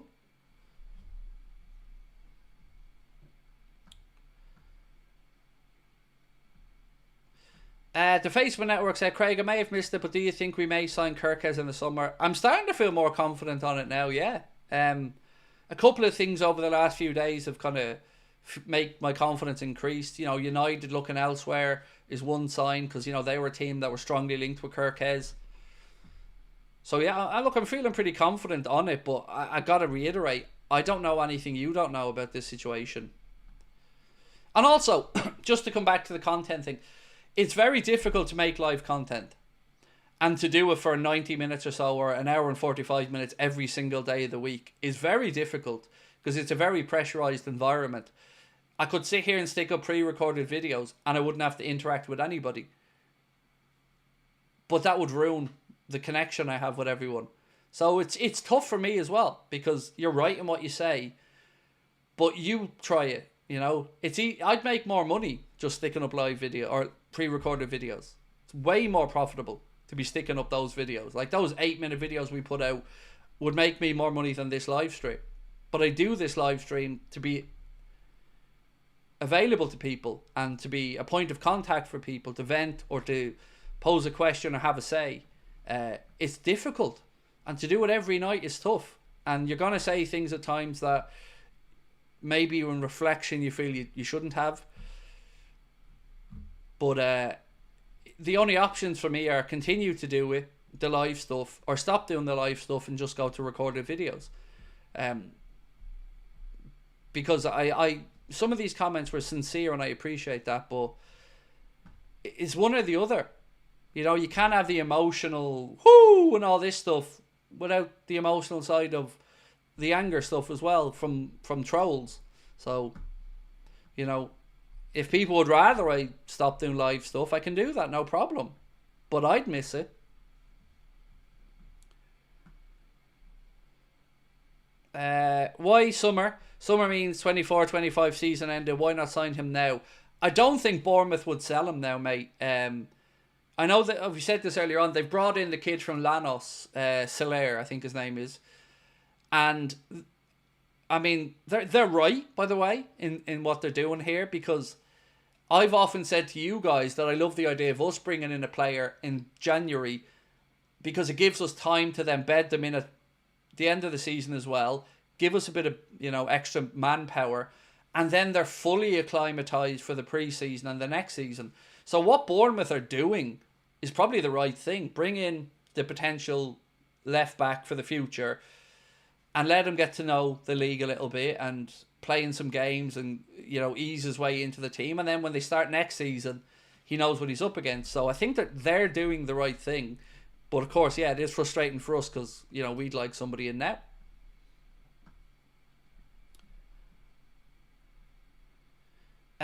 Stevie said, contracts are now like a ball of string. It continues to unravel with no end in sight. It's frustrating for the fans. Fortunately for the team, are doing the business on the field. Yes, and for that, man, eternally grateful. Because, you know, it's been the most pleasant surprise for me of the season that we're top, because I wasn't expecting a title race going into the season. Not at all. But now, you know, you've got to just say, well done. And I've credited the recruitment team on this as well, because picking Arne Slot, masterstroke. And that man, you know, it just speaks with a profoundness and a confidence, not an arrogance, a confidence that I find inspiring, to be honest with you. Do you think City will still qualify for the round of 16? It depends how the last day goes, Zach. Now, all the games on the last day are kicking off at the same time, and on the same day. So it'll be a very interesting last day. Of course, we now need to make sure we get at least a point over in Eindhoven. I got to be honest though, at this point, if you need to get something from the game, I want us to get the win. Like, if Barca hadn't won last night and top spot was sewn up, I would have been absolutely up for Arne Slot rotating as much as possible. But we need to get something from it, so we might as well go and get the win from it. And then we'll be the first team in the history of the new format of the Champions League to have a perfect league stage, and nobody can ever have that first again. And we're the only ones still capable of doing it. So, yeah, that's going to be an interesting... I think it's the Wednesday of next week.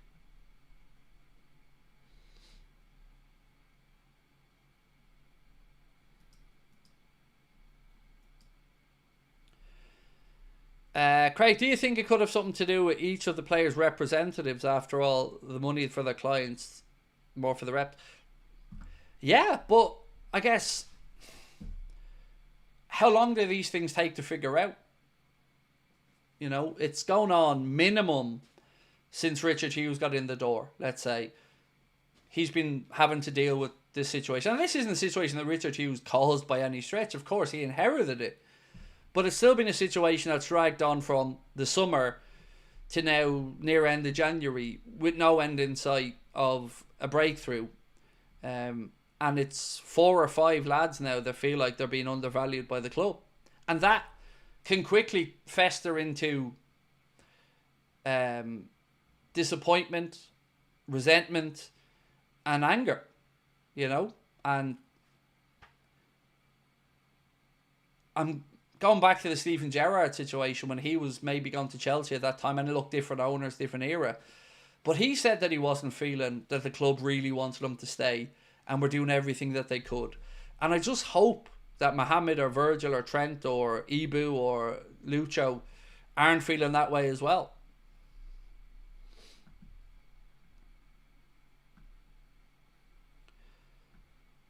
Would love to see Chiesa get minutes against Ipswich and Callum. Same. Yeah, same. Now, I wouldn't start them, personally. I still think, given 2025, you know, Mo will be starting most likely on the right. But here's a question for you, actually. On the Ipswich game, I'm going to stay on a bit longer tonight, by the way, so I hope everyone's up for it. I'm going to stay on for another 15, because I feel like we do need to talk more football. Who are you going to play in the left against Ipswich? Because I was thinking about this last night. Diaz, I think, is better on the left than through the centre. Gakpo obviously didn't start the game last night, so he'd be a bit fresher.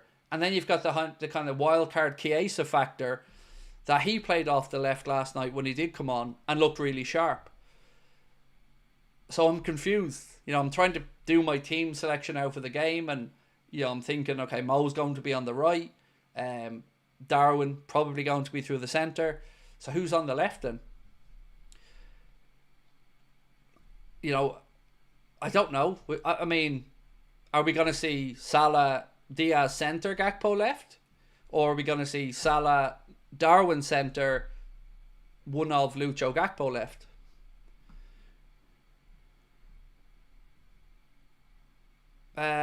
Hussein said, wait, can you please update me on this Trent contract? I will in a moment, mate. Bear with me. And look, it's from a journalist, and it's, you know, just Google it yourself. Sasha Cavalieri.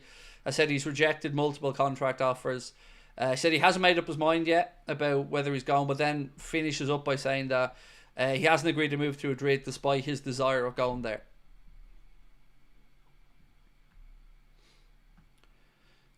Right, so Diaz for David, Chiesa left for Mario. Martin said Gakpo. Gakpo said Partio. I play Lucho on the left, said Harry James. Chiesa left for Niall Lawless. Chiesa through the middle. Maybe. You know, for me, I want to just keep going with Darwin there, because didn't score last night, but I felt he did well. Obviously got the 2 goals against Brentford. So I think, you know, you play the guy with the hot hand, and I keep going with Darwin through the middle, to be honest with you. Because if you don't do it now and get his confidence up now, you know, I don't think we will see it. So you might as well give him the chance while he's in that good mindset and good vein of form. And certainly looks like to be enjoying it.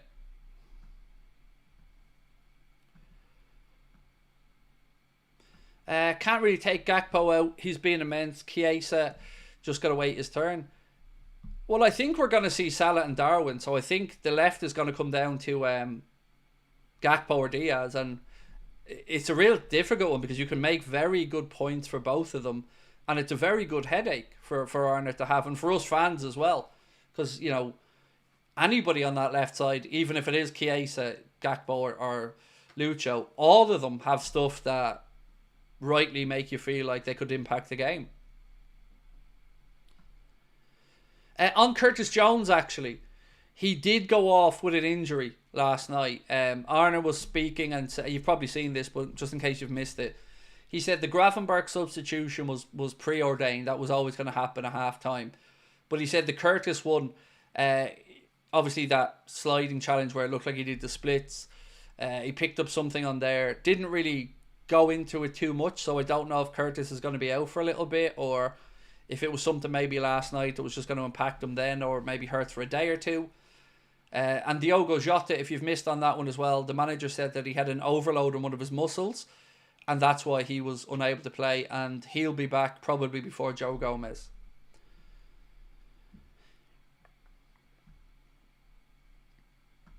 Andrew said, I feel either Diaz or Gakpo needs a run of games on the left, need to be able to get into a rhythm.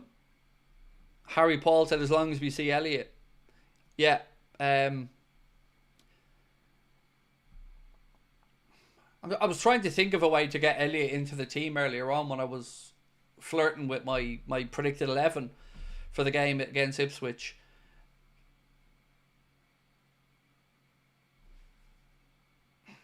I'd probably, like, if you're going to get him in, I'd say you'd put him in instead of Szoboszlai, but then you're losing a lot from what Szoboszlai does pressing wise. So would you go Gravenberch, Szoboszlai, Elliot? It's hard to leave Maka out of a team. These are good headaches, by the way. Don't get me wrong. It's better than going, shit, we've got nobody to play there.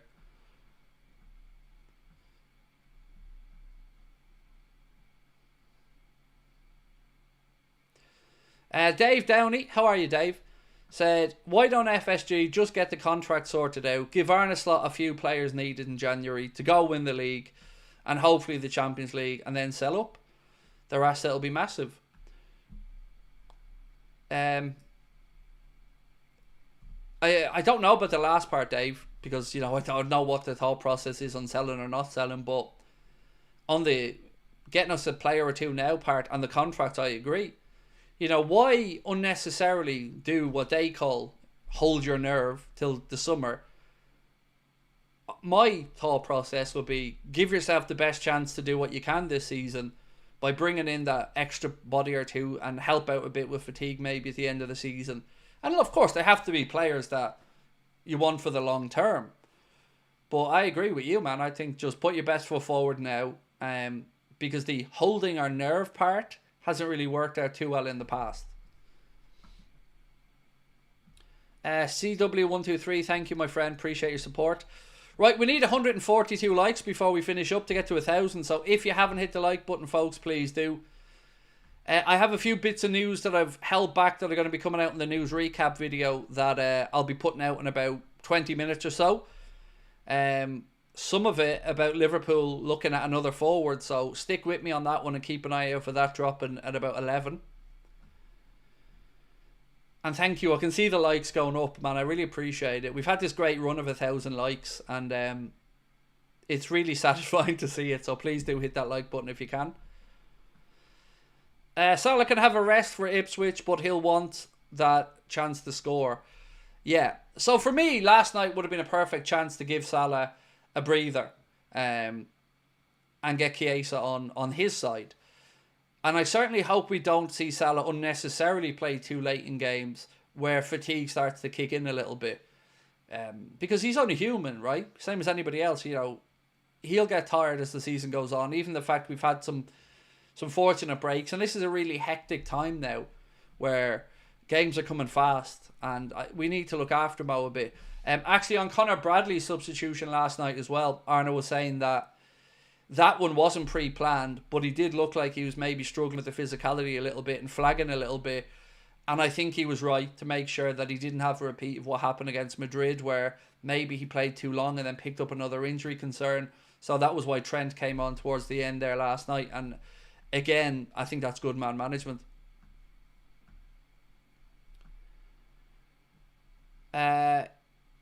Imtiaz says, Craig, how are you doing, lad? I'm very good, mate, thank you. Yeah, very good. Still can't figure out how we've won 7 games out of the 7 we've played and are still not guaranteed top spot in this new Champions League format. That's nuts to me. You know, I would have thought 7 out of 7 would guarantee a number 1 spot, but got to get that minimum point now against Eindhoven. Only 40 likes left to go now, folks.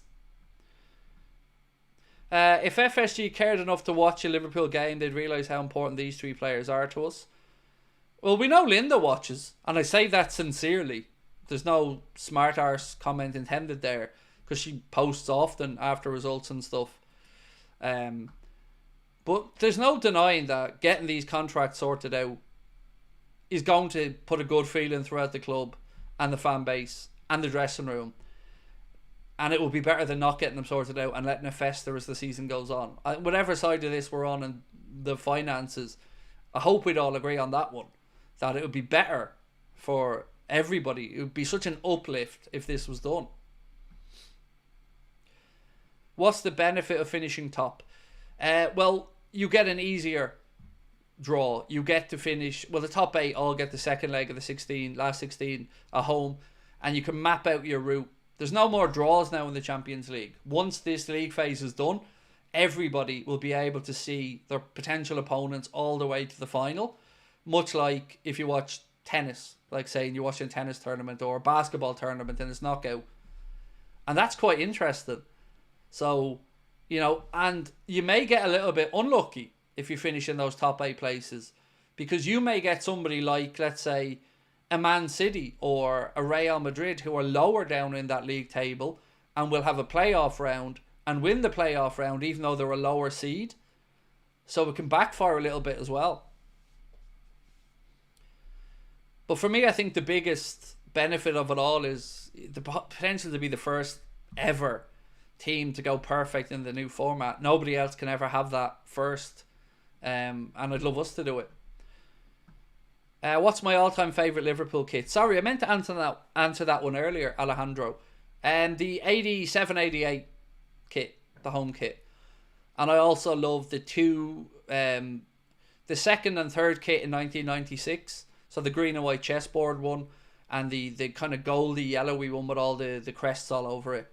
And they're some of my favourites. And the 1990 grey candy away was my first ever Liverpool shirt.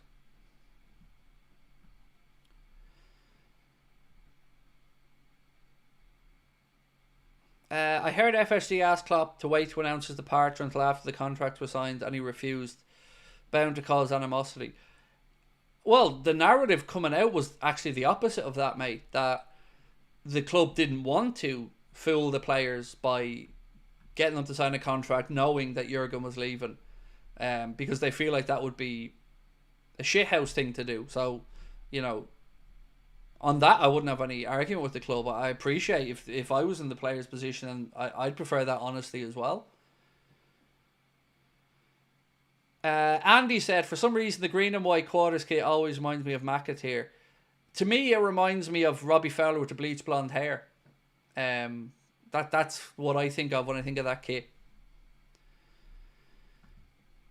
Right, ladies and gentlemen, I'm going to say goodnight to you. I'm going to go record this news video with some interesting little bits and pieces that have come in here. Some of it about Darwin. So I'm going to cover all of that and some bits that we may have missed earlier on. So thank you for being here with us. If you haven't hit the subscribe button, please do. Thank you again to our sponsor, Surfshark. And thank you to you guys for watching. I will see you tomorrow. Same time, same place. Jacko said, most underrated football ground you've been to. I'll be honest with you, bro. I've not been to many. Other than Anfield and the new camp. And, you know, I've not been to all that many. Most underrated.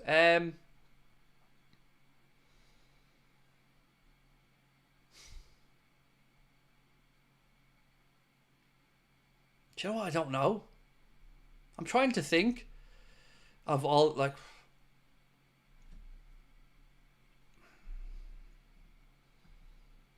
Yep, I don't really have an answer because I've not gone to many that aren't an Ireland game or, you know, the Aviva, Croke Park, Anfield. I've been to the Ataturk for that one-off Champions League final. So, I don't know. Yeah, let me think on it. Sorry I don't have an answer for you, but appreciate you. Right, we'll see you tomorrow.